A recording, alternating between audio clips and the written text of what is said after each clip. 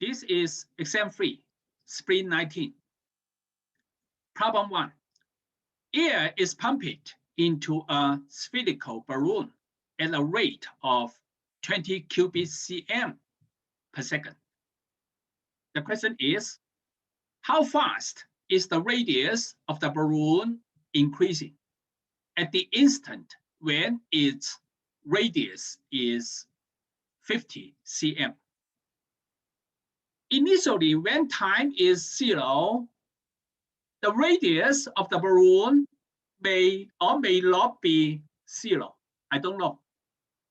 Because the volume of the balloon is increasing, there must be some instant when the radius of the balloon reaches 50 cm.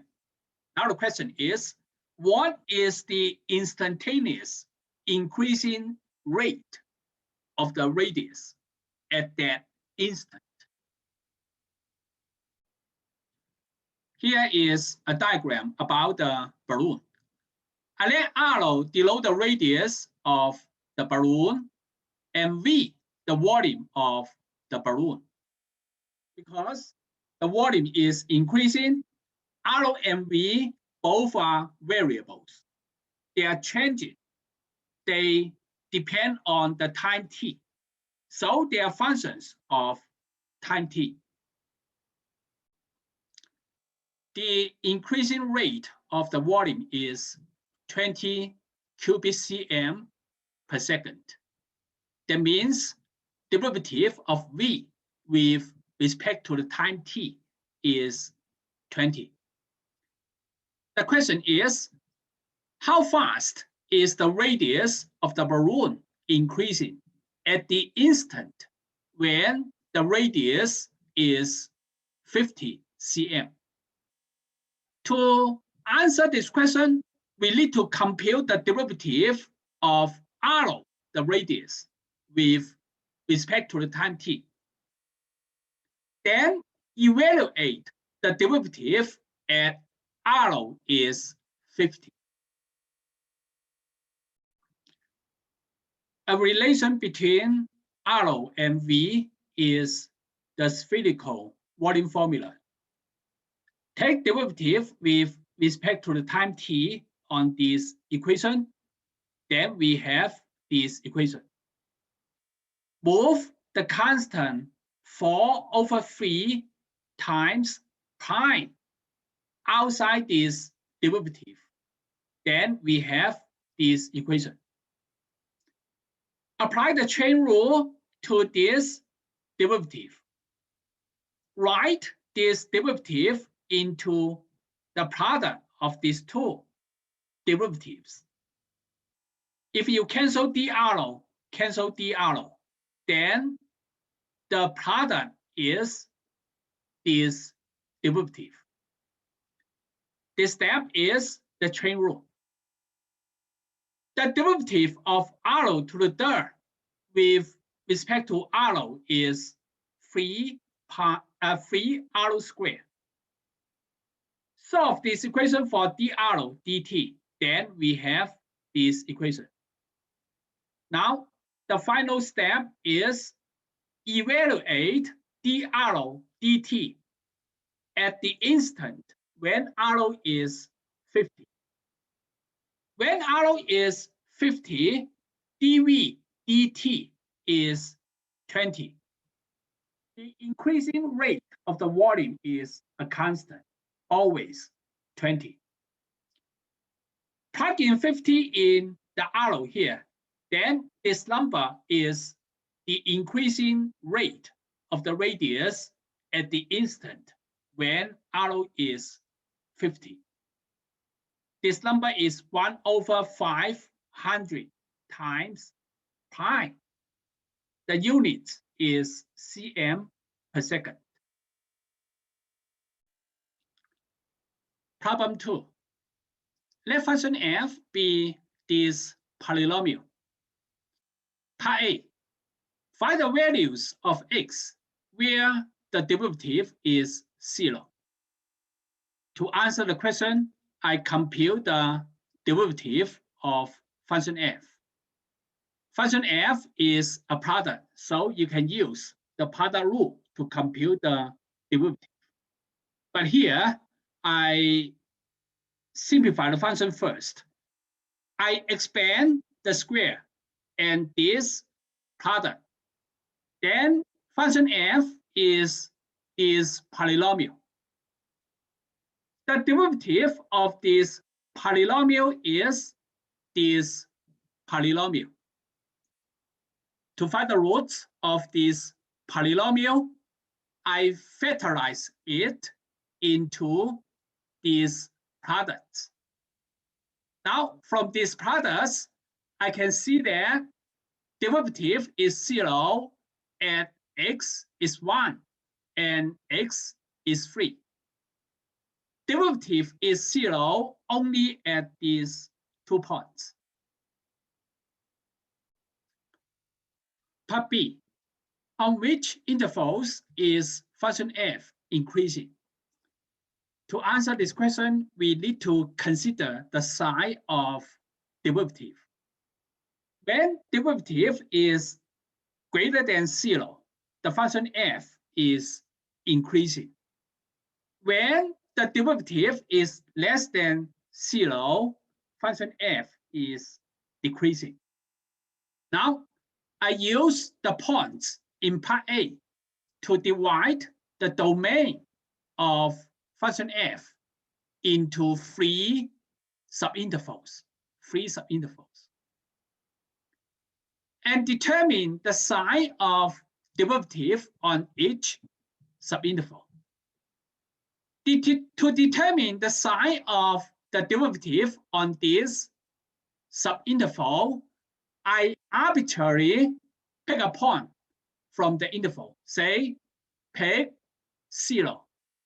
Then evaluate the derivative at 0, then I get derivative at 0 is positive.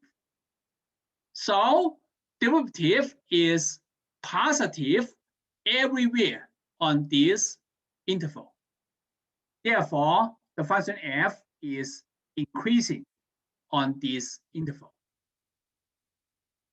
Now, to determine the sign of the derivative on this interval, arbitrarily pick a point, say pick 2, and evaluate the derivative at 2. Then I get negative. Therefore, derivative is less than 0 everywhere on this interval. As a result, the function f is decreasing on this interval. Similarly, from this interval, pick a point, say pick 4, and evaluate the derivative at 4. Then I get positive. So derivative is positive everywhere on this interval. Therefore, function f is increasing on this interval.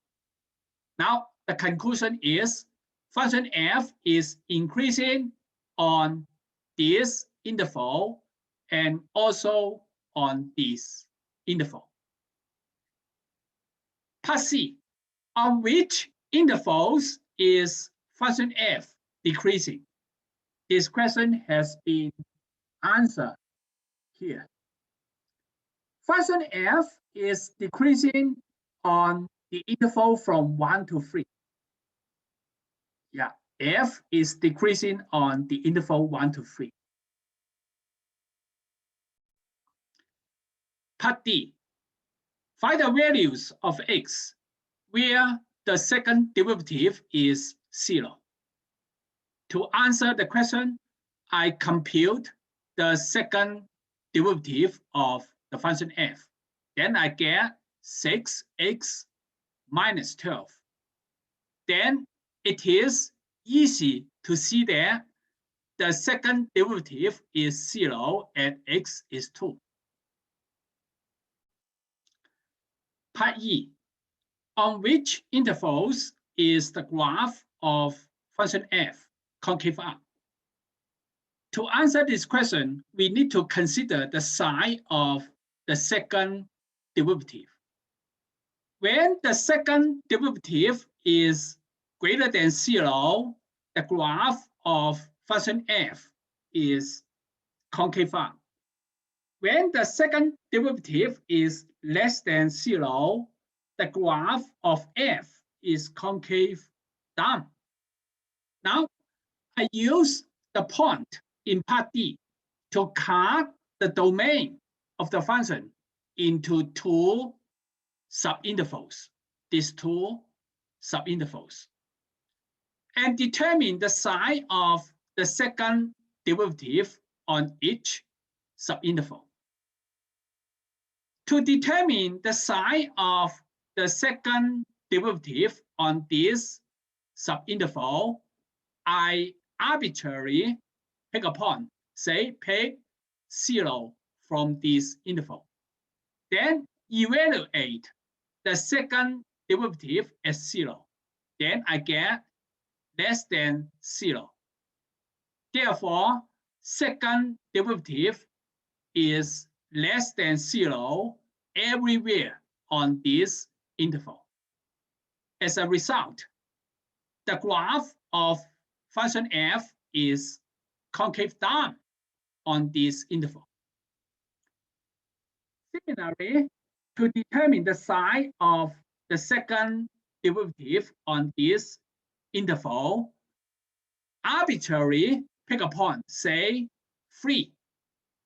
Evaluate the second derivative at 3. Then I get positive.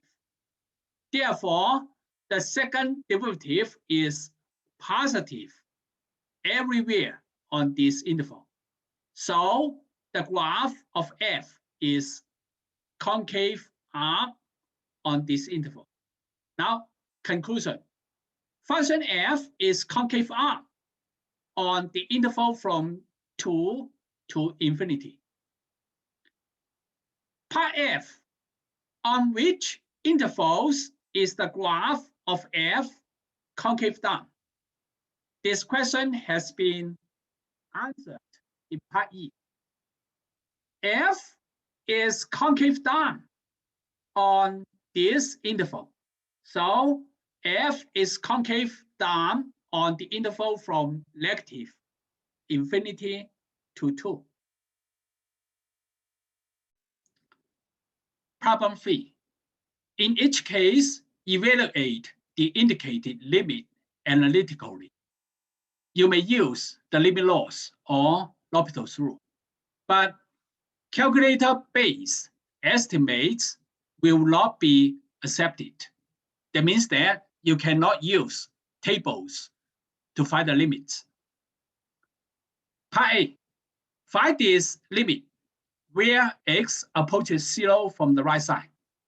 To find the limit, I plug in 0 in x. Then the limit is this number. Cosine of 0 is 1. So this number is 1 over 1. It is 1. So this limit is 1. Part B, find this limit where x approaches 1. By direct substitution, plug in 1 in x, then the limit is this number. But this number is 0 over 0. I cannot determine it. So I turn to L'Hopital's rule. By L'Hopital's rule, this limit is equal to the limit of the derivative of the numerator over the derivative of the denominator. The derivative of the numerator, I can use the Pada rule to compute it. The derivative of the denominator is 1 over x. Derivative of natural log is 1 over x. Now I have this limit. To find this limit, I plug in 1 in x. Then the limit is this number. This number is e. Therefore, the limit, the original limit is E. Part C.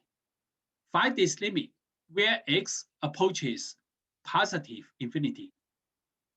To find the limit, we can plug in infinity in x, but then we will have infinity over infinity. We cannot determine it. Then we turn to L'Hopital's rule. This is one solution. A second solution is we can find this limit by taking out the highest power. In the numerator, I take out x squared, then the numerator becomes this. In the denominator, I take out x, then the denominator becomes this. Then I move x squared outside the square root. Then I have this equation. Cancel out x from the top and from the bottom. Then I have this equation. Now, as x approaches infinity, 10 over x squared will approach 0, and 30 over x will approach 0. So as x approaches infinity, this function approaches this number. This number is square root of 3. Therefore, this limit is square root of 3. Problem 4. This problem is about the mean value theorem. Mean value theorem is from section 4.2. Take a review about the theorem. The theorem says that if function f satisfies these two conditions. Condition 1, the function is continuous on the closed interval AB.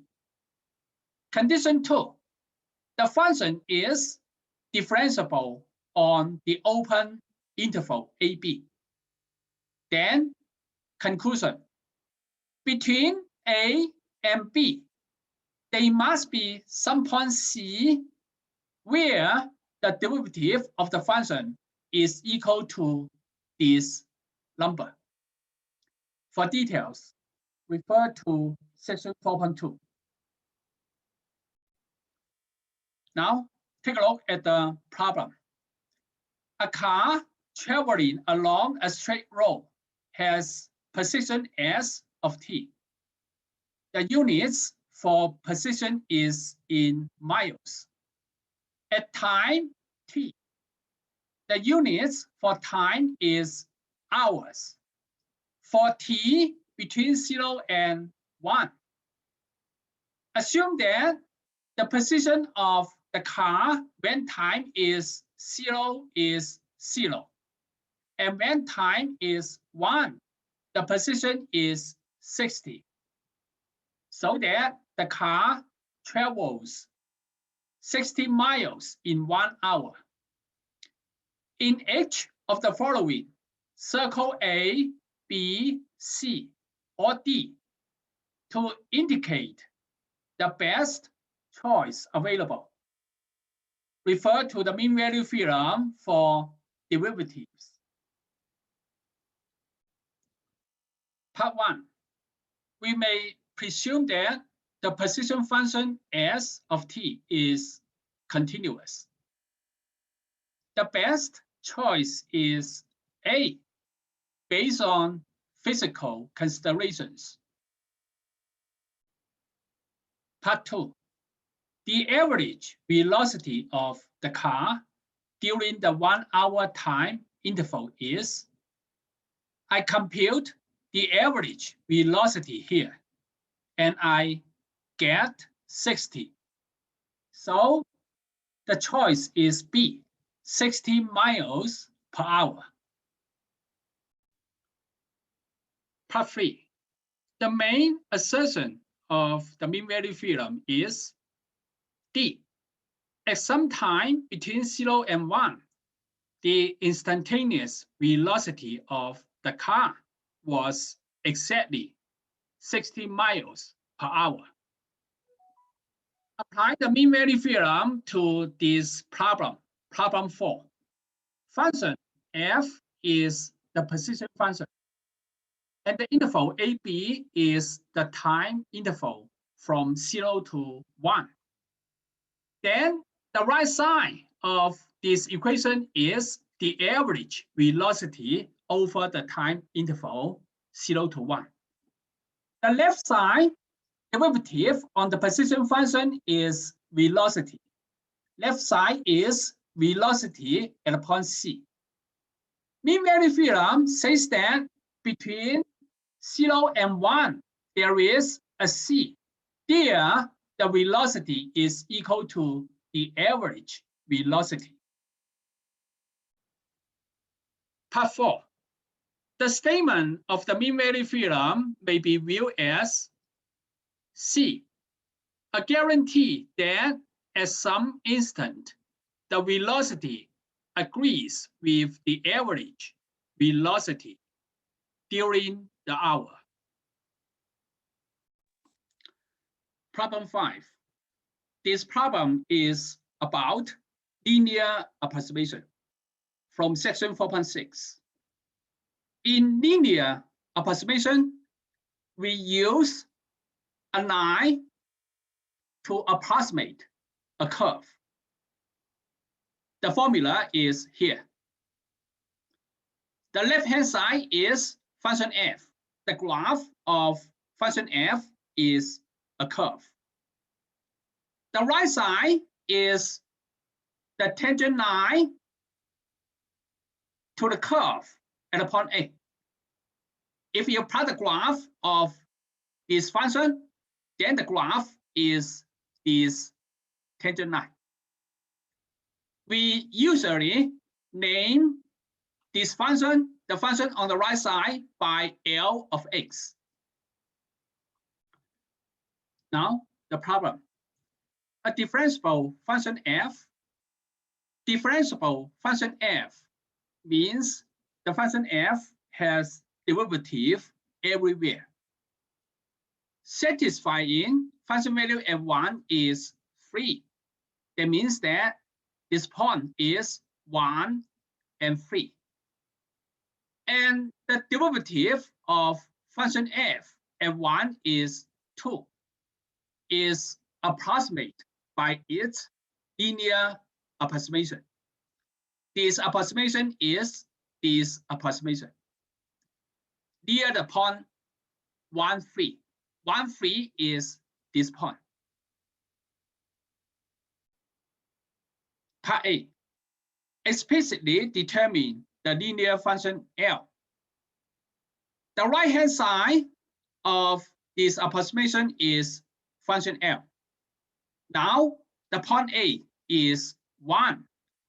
Plug in 1 in A, then function L is this function. From the given, f of 1 is 3. Derivative of f at 1 is 2. Then function L is this function. Part B. Based on the linear approximation, estimate the value of f of 3. The linear approximation near the point 1 is this.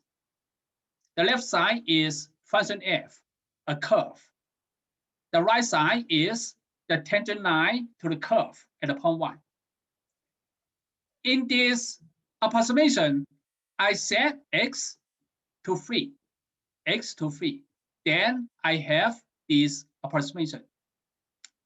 So function value at 3 roughly is 7. 7 is the value of the tangent line at the point 3. Here I use the value of the tangent line at the point 3 to estimate the value of the curve at the point 3. Part C. Is it possible for the estimate in part B to be exact? The answer is yes, it is possible. For example, when the curve is a straight line, then the curve and the tangent line coincide. In the case when we use tangent line to estimate the curve, the estimate is exact. Part D. Is it possible for the estimate in part B to be off by more than 10? The answer is yes, it is possible. When x is too far away from point 1, say x is 3, then the function value at 3, the value of the curve at 3, could be far away from the value of the tangent line at point 3. Problem 6. Test so that if a car is driven at a constant speed of x miles per hour, it can be expected to travel a distance given by this function before its engine fails. Here A and C are positive constants. Part A. At what speed should the car be driven in order to maximize the distance the car can travel during its lifetime? This part A, is an optimization problem. You need to determine an x value where the function f is maximized. Theoretically, the speed of a car can be any positive number. So in part A, we need to search for an x value between 0 and infinity. There, function f has the largest function value. Because the interval 0 to infinity is an open interval, so we use the open interval method to answer this question. The step 1 of the open interval method is find critical points inside this interval. To find the critical points, we compute derivative on the function f. The function f is a quotient, so we use the quotient rule to compute its derivative. This equation is the quotient rule. A is a constant. A times x derivative is a. C is a constant. C squared plus x squared derivative is 0 plus 2x. Simplify the numerator, then we get this equation. Now, to find critical points, set derivative to 0. Then solve this equation. Move the denominator to the right side, then we have this equation. Divide the equation by the positive constant a, then we have this equation. Now, from this equation, we have this equation. Take square root on both sides, then x is either positive c or negative c. Because x cannot be negative, so we reject negative c. So only one critical point in this interval. The second step of the open interval method. Sketch the graph of function f. Here I draw an xy plane. And suppose this point is the critical point C. Between 0 and C, I arbitrarily pick a point, say C over 2. Then plug in C over 2 in the x here. Then it is easy to see that derivative as C over 2 is positive. That means that between 0 and C, everywhere, derivative is positive. Therefore, the graph of f is increasing. Similarly, between C and positive infinity, arbitrarily pick a point, say 2 times C. Plug in 2 times C in the x here, then we will see that derivative at 2 times C is negative. So everywhere between C and infinity, derivative is negative. Therefore, the graph of f is decreasing.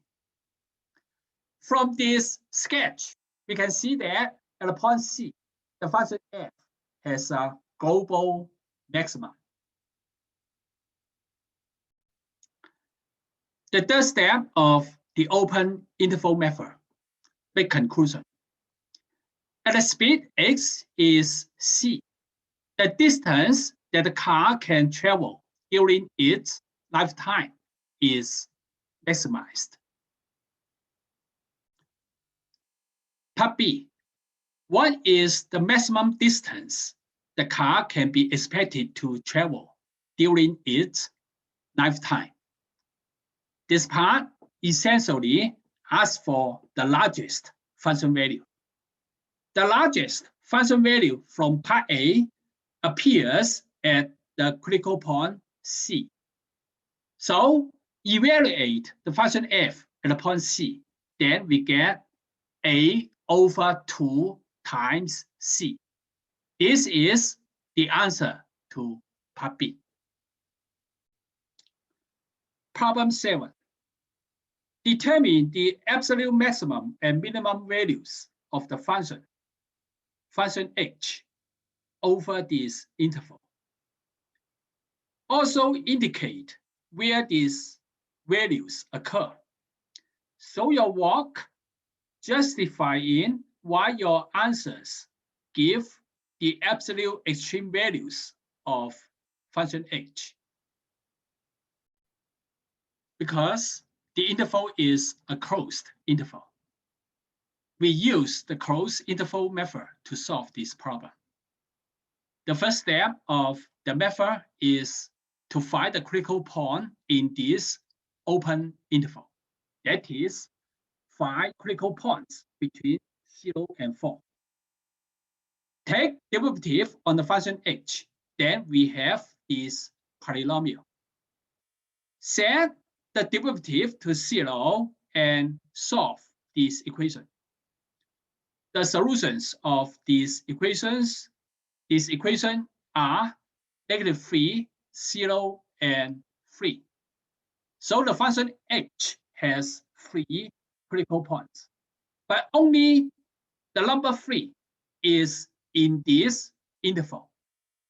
So the critical point in this open interval is the number 3. The second step of the closed interval method is to compute the function values at the critical points and also at the 2 endpoints of the interval. From part A, the critical point is 3. So we need to compute the function value at 3. Plug in the number 3 in the x here, then function value at 3 is -80. We also need to compute the function values at the 2 endpoints of the interval. Plug in 0 in x, then function value at the left endpoint is 1. Plug in the number 4 in x. Function value at 4 is -31. The third step of the closed interval method is to make conclusion. compare these three function values. The largest is 1. So the maximum function value of the function over the given interval is 1. The location of 1 is at x is 0. And among these three function values, the smallest is negative 80. Negative 80 is the absolute minimum function value of the function over the given interval. The location of negative 80 is at x is 3. To help you better understand the solution, here I plot a graph of function h. In this problem, we don't consider the whole graph, and we only consider the portion over the closed interval between 0 and 4. That is, we only consider this portion of the graph.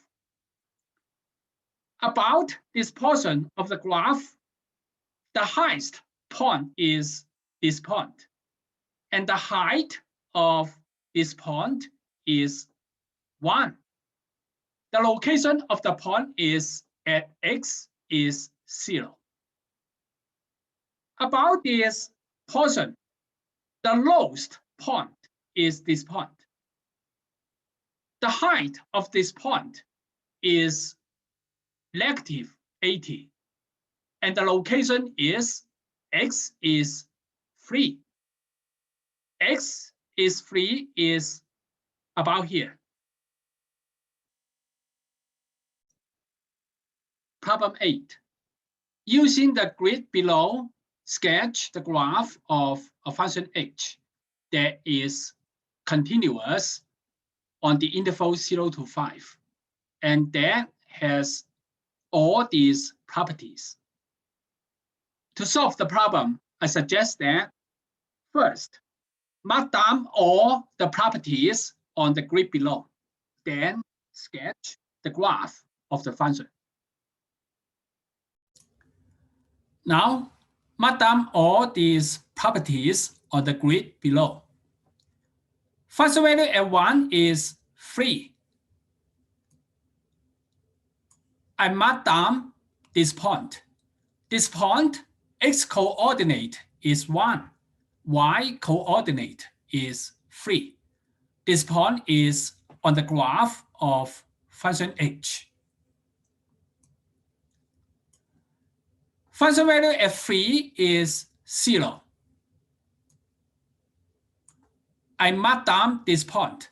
Function value at 3 is 0. Derivative is positive on the intervals from 0 to 1 and from 3 to 5. Derivative is positive.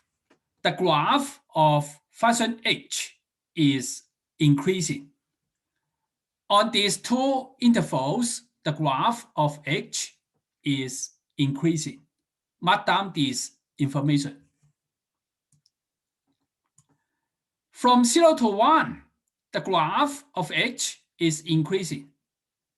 From 3 to 5, the graph is increasing. Derivative is negative on the interval from 1 to 3. Derivative is negative. The graph of h is decreasing. So from 1 to 3, the graph is decreasing. Second derivative is positive on the interval from 2 to 5. Second derivative is positive. The graph of h is concave up. From 2 to 5, the graph is concave up. Mark this information down. Second derivative is less than 0 on the interval from 0 to 2. Second derivative less than 0. The graph of h is concave down. From 0 to 2, concave down. Now I have marked down all the informations. Next, I sketch the graph of function h. I sketch the graph piece by piece. The first piece is from 0 to 1. Over this interval 0 to 1, the graph is increasing and concave down and passes through this point. So the graph on this interval looks like this curve, increasing, concave down, and through this point. The second piece is from 1 to 2. On this interval, the graph is decreasing and concave down. So the graph decreasing, concave down. The third piece is from 2 to 3. Over this interval, the graph is decreasing and concave up and passes through this point. So the graph looks like this curve, decreasing, concave up, and through this point. This point is a point of inflection because the curve changes concavity at this point. The curve changes from concave down to concave up at this point. So this point is a point of inflection. The last piece is from 3 to 5. Over this interval, the graph is increasing and concave up. So the graph looks like this curve, increasing, concave up. This is a sketch of the function h that satisfies all the given conditions.